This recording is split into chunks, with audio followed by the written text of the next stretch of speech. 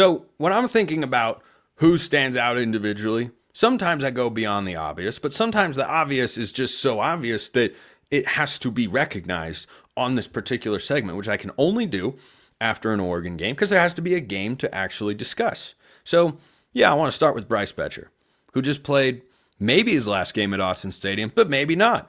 That's the crazy thing. I'm talking about this more tomorrow. I've gotten questions about it. I know people are asking this, that, and the other thing, but tomorrow's show, I will have Big Ten championship game stakes discussion and more recruiting discussion because Oregon flipped the second highest rated recruit that Washington had on Sunday night.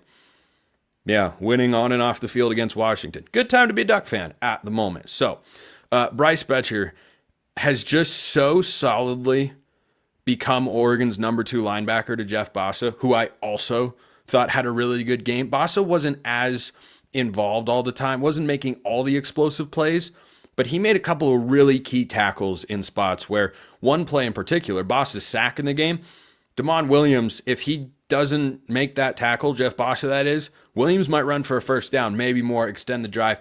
I thought Bassa was doing a lot of really good things, and he was also quite often, Jeffrey Bassa was the quarterback spy on Williams, who we saw. I think that kid's got a bright future. Like next year in Seattle, that Washington team is going to be improved if they do certain things in the offseason, which I suspect they will, and they keep Damon Williams from hitting the transfer portal. That kid's talented. I mean, he got sacked 10 times. He was 17 of 20 throwing the ball and did not have an interception or a fumble. So I was pretty impressed, quite frankly. But I thought Bassa did a great job. I thought Boettcher did a great job just making an impact. Like, it almost feels like at times he's been quiet this year, but then when Boettcher has an impact game, it looks like that, where he's all over the place, where he's got a sack, he's flying sideline to sideline, doing some good things in coverage. I love watching that guy play football. I'm glad we're not done watching him just yet. Secondly, the entire offensive line. This was an O-line special. Washington recorded, wait for it, 0. Like Mark Baum in The Big Short. 0. That's how many tackles for loss and sacks combined Washington had in this game. Dylan Gabriel was sitting back there patting the football. Pat, and he had all day. And you can't run for 6.5 yards a carry and 222 yards as a team if you don't create running lanes. The backs did well. Whittington looked particularly shifty in certain moments, and James was just running through tackles because that's what he does. But that starts up front. That always and forever starts up front. And Josh Connerly in particular, I thought had his best game of the year. He did not allow a pressure that I saw when I went back and watched the game again. And if you look at the plays where Oregon was generating, 7 to 12 yard plays on the ground, Connerly was often at the center of it. He was bulldozing guys. His overall season grade on Pro Football Focus has reflected what I've seen from him. He's playing better and better as the year goes on and making himself more and more money with the looming NFL draft. So I thought the entire offensive line was great. It was the same guard rotation, by the way. There was still no Marcus Harper. You had Nishad Strother at left guard. I thought he was awesome. And you flipped around between Davey Uli and Kavika Rogers. Hard to argue with the results. 6.5 yards a carry, no sacks, no TFLs. Oregon never went backwards until they were kneeling the ball down at the end of the game. That's crazy. I don't care who you're playing. Certainly a bowl team out of the Big Ten in Washington, that's really impressive. So shout out to those guys. And my buddy Alex, who was an offensive lineman in high school, loves when I give love to the big fellas up front. They earned it and then some in that game. They looked rested, they looked motivated, and they did a lot of things really, really well. And one thing that I meant to look up but forgot, so I'm going to find it real quick, was Oregon in this game played very clean. Very clean. 6 penalties for 49 yards.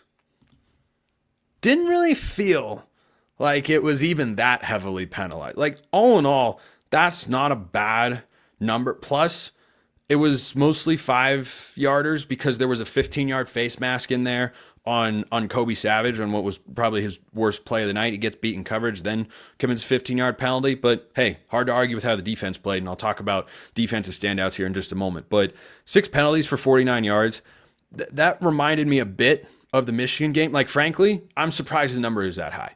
I thought it was going to be lower. Under 50 yards of penalties, you take that every day of the week and twice on Sunday.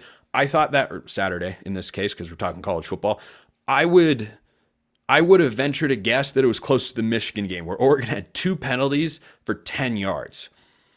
That's what it seemed like to me. And by the way, the illegal shifts called on Oregon, I have no idea where that call came from. Absolutely none.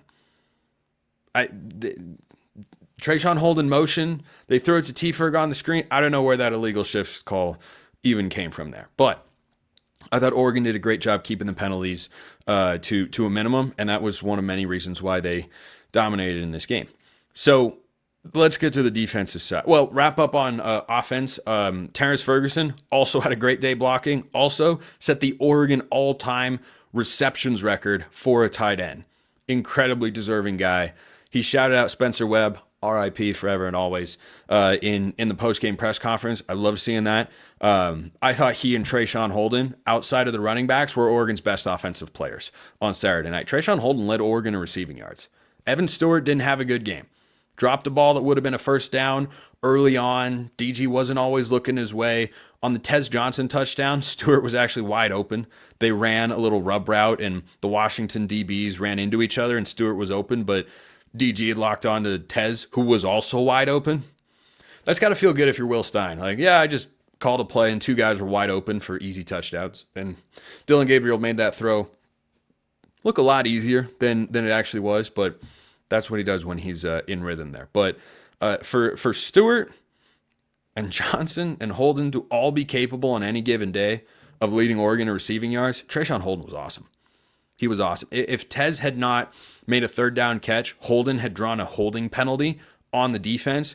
I thought Trayshawn Holden's route running in this game, when I went back and watched, was as sharp or sharper than it has ever been. He was phenomenal and had the big catch and run, which was kind of the first, okay, Oregon's fine. That was the first moment where you're like, yeah, I think Oregon's going to pull away in this game. Trayshawn Holden made that happen, so love that he had a big day. Okay, defensively. Top standouts to me. If you think I miss anybody here, let me know in the comments and I'll shout them out on tomorrow's show. But, you know, plenty of guys played well. Of course, it is a team effort when you put up, when you only allow 14 points. You know, it was the second unit guys that allowed that late touchdown against the Washington starters. By the way, I thought they did some good things, but certainly you can see why they're the second unit. Jamari Caldwell, Matayo Uyunglele, Jordan Burch, Amari Washington. These guys, Tatum Tuioti played well. I think he did some nice things under the radar, but I mean, Caldwell was wreaking havoc when Derek Harmon wasn't. Those 2 guys were so individually disruptive. And then you had Jordan Burch, and I thought it was funny on one of his sacks that Jordan Burch, they tried to block him with a running back while he was sprinting out. I think the tight end was supposed to help. I don't know. But once I saw him running upfield, and Burch had 2.5 sacks in this game. Once I saw him running upfield and the running back was trying to block him, I thought to myself, this is just going to end phenomenally well. And what do you know? It did. So I thought Burch, who I think was on a snap count in this game, managed 2.5 sacks. That's pretty darn good. So, like shouting out the entire offensive line, the entire defensive line, just across the board, they're so good. They're so incredibly good. I thought Amari Washington was the most underrated guy that had a good game, but man, they were really good. Then lastly on defense, I thought both Johnsons were outstanding. Brandon Johnson in coverage, maybe his best game of the year since Idaho, or yeah, I mean, he played really well in that particular game. I thought Brandon Johnson did good things, and Tysheem Johnson is at his best when he's flying downhill to make tackles in the backfield. Oregon doesn't hold Jonah Coleman to 3 rushing yards in that game. 3. 11 carries, 3 yards, and a fumble. And he had a touchdown as well. But, whoop-de-doo.